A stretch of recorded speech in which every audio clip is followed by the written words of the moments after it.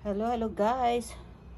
Ayan, tumawag yung nanay na suki ko. Ayan guys. May nagtitinda dun sa harapan ng store. Minsan ano ba to? Minsan nandoon siya. Ayan, tapos kinuha ko yung phone number niya. Ayan siya guys, tumawag. Ayan, may ampalaya, leaves, balinghoy. Kasi tanim nila to eh. Tapos, patani, eggplant. Ito sabi niya, tikman ko raw ito, yung talbos daw ng orange. Talbos ng orange daw, parang rin daw, talbos ng kamote. Ito, tapos, talbos ng kamote nila, ayan. Tapos, may avocado, saging, ampalaya. Ayan. Yan. Ampalaya, saging, avocado. Oh, may ano pa yung isang saging, no? Tapos, eggplant, talbos ng kamote. Tapos, patani. Ayan, masarap sa pakbet yung patani. Tapos, kamuting kahoy. And ampalaya leaves. Ayan, guys. Ayan. O, diba? Oh. Ito na guys, ang kasaba. Kamuting kahoy. Ayan. Na binili natin kay nanay. Madali pa lang maluto.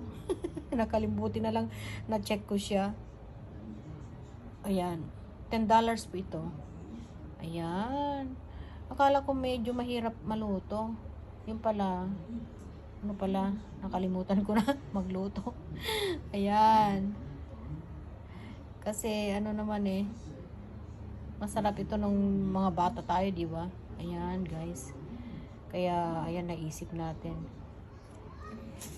Ayan, ang kamuting kahoy.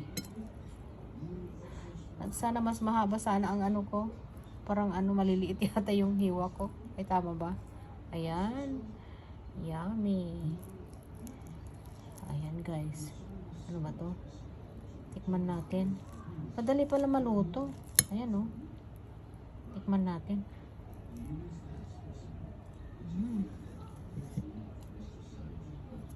Ayan, guys.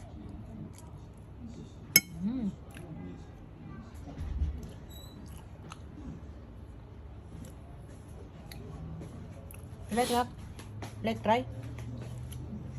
You eat that with sugar, right? Yeah. You can dip sugar. I eat that with sugar. Yeah.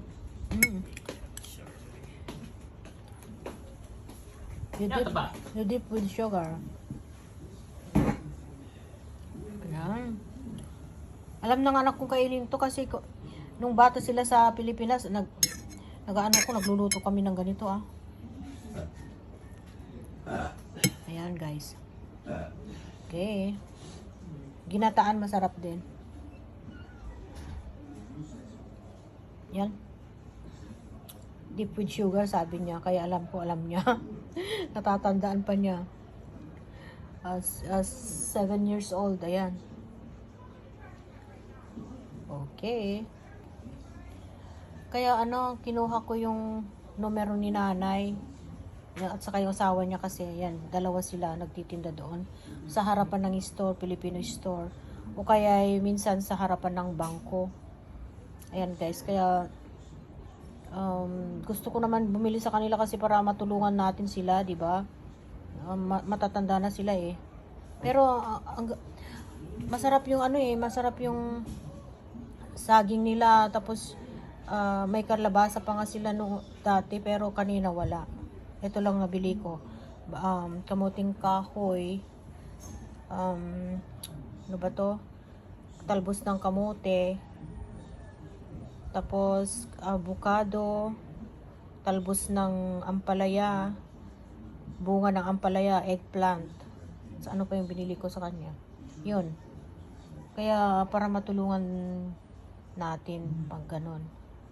Pwede naman pumunta sa market, kaya lang pag may ganun. Kinuha ko yung cellphone number nila, tapos binigay ko yung cellphone ko pag pumupunta sila doon. Pupuntahan ko sila ganun. Matatanda na sila, dalaw silang mag-asawa. Kaya ayun guys, para matulungan din natin sila pag bibili tayo, di ba? Ayan. Parang maliliit yung hiwa ko. Oh my goodness. Okay guys.